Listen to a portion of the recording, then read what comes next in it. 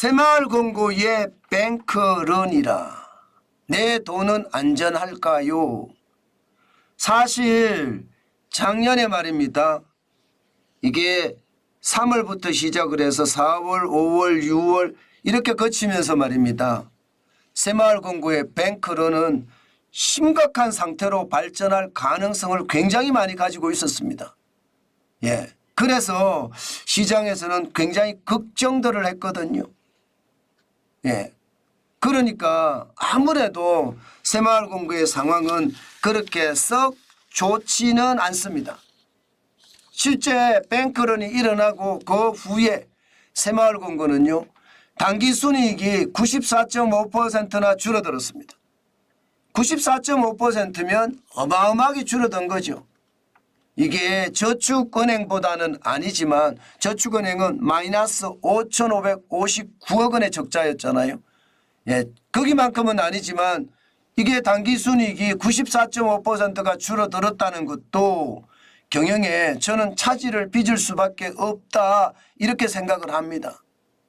일반적으로 말입니다. 새마을금고가 우리나라에 1288개가 있습니다.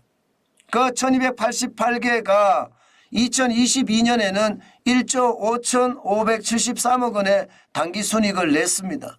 그런데 2023년에는 860억 원을 냈다는 뜻이에요. 그러면 진짜 많은 새마을금고들이 적자라는 이야기인가요? 저는 충분히 그렇게 생각할 수 있을 것 같아요.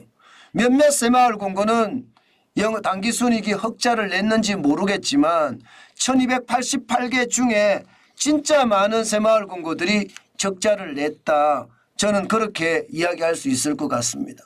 게다가 새마을금고는 지금 통폐합이 많이 되고 있죠. 그렇게 되는 이유가 기본적으로는 새마을금고 그 하나가 단기적으로 살아나지 못하기 때문에 우량 새마을금고와 합병을 계속시켜가는 그런 와중이라고 저는 봐야 될 것 같거든요. 지금 1288개로 줄었으니까 이게 1292개였거든요. 벌써 4개가 줄어들었습니다. 점점 줄어드는 판이에요. 게다가 말입니다. 게다가 이게 여러분 수신을 한 것도 지금은 부담이 돼요. 작년 뱅크런이 시작이 됐을 때가 2023년 2월에 265조 2,700억 원이 7월까지 쭉 빠지기 시작할 때 5개월 사이에 8.8%나 빠졌거든요. 23조 4,141억 원이나 빠졌습니다. 그리고 7월이 최악이었습니다.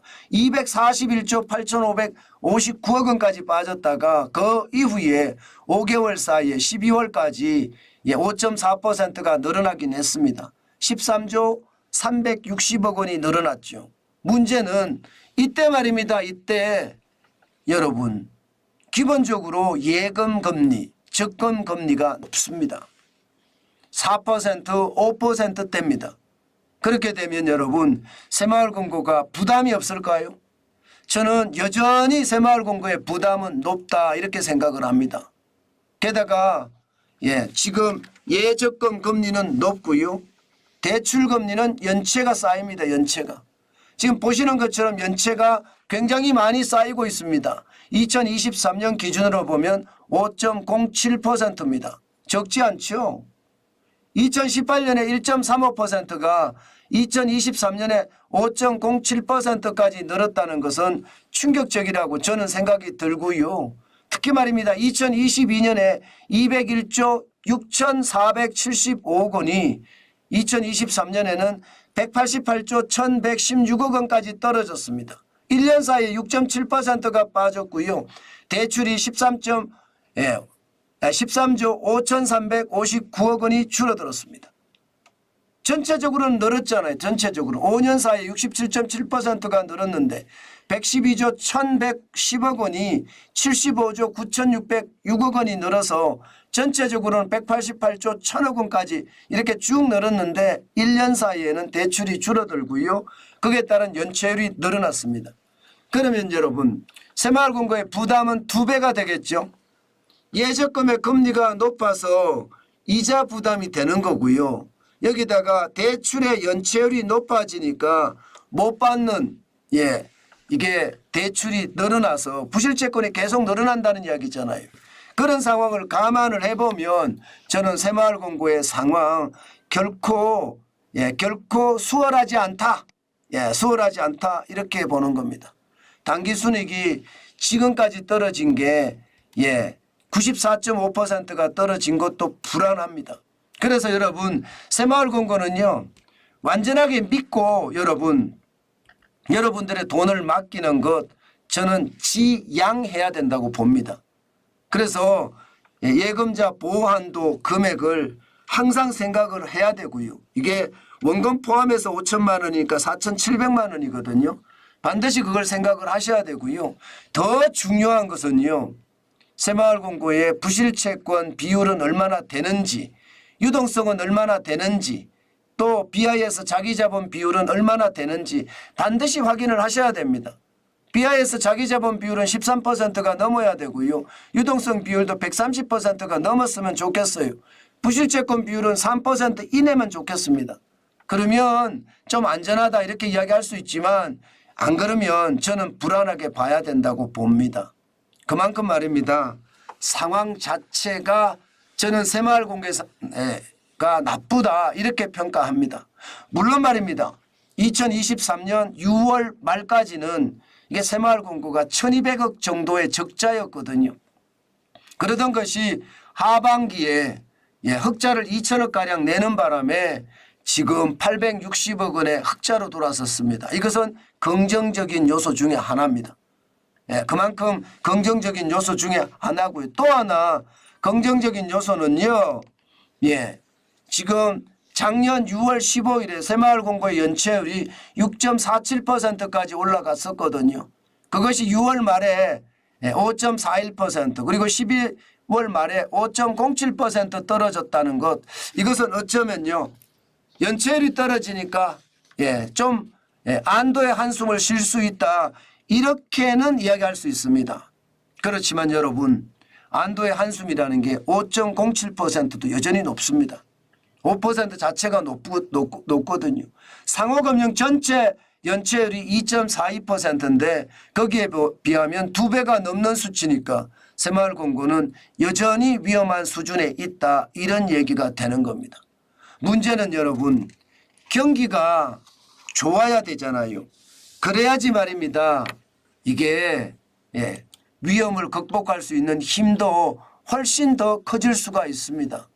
저는 지금처럼 경기가 나빠진다고 하는 것은요. 새마을공고가 앞으로도 더 힘든 과정을 겪을 수밖에 없다. 저는 그렇게 생각합니다. 내수가 좋아지고 자영업자, 소상공인, 소기업의 어떤 상황이 좋아져야 되는데 아직까지는 그렇지 못해요. 저는 그런 차원에서 본다면요. 알리나 테무나 쉐인에 대한 우리 정부의 대책이 반드시 나와야 됩니다. 지금처럼 말입니다.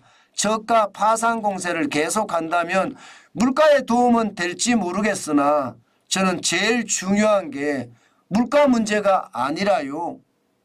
이게 다음 이게 저가로 많이 나갔을 때 기초산업이나 중소기업이나 심지어 중견기업까지도 저는 타격을 줄 수 있다는 것 다시 한번 생각해 봐야 되는 대목이다.